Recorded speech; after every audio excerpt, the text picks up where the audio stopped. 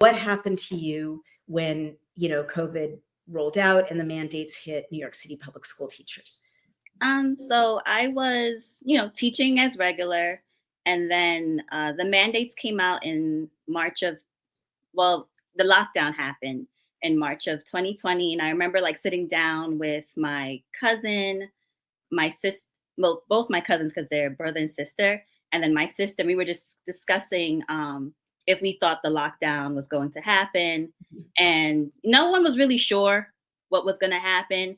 And then, literally, as I'm sitting at the table with my cousins, I get the email saying that they're going to, shut the city down for 2 weeks.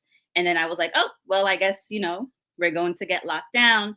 So the students weren't coming in, but the teachers had to come in to like prepare to go virtual pretty much. So we had to come in, yeah, right, and prepare lesson plans, wear masks, and everything like that. Which is, thinking back on it, is so crazy because we were just there Friday and everything was normal. There were no masks. There wasn't this hysteria.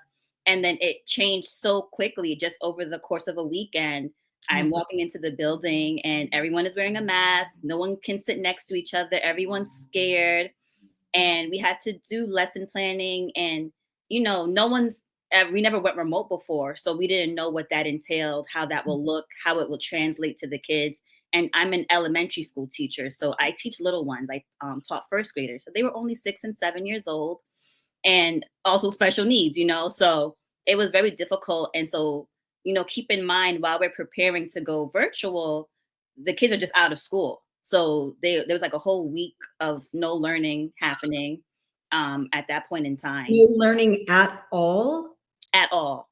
Yeah, no, we weren't.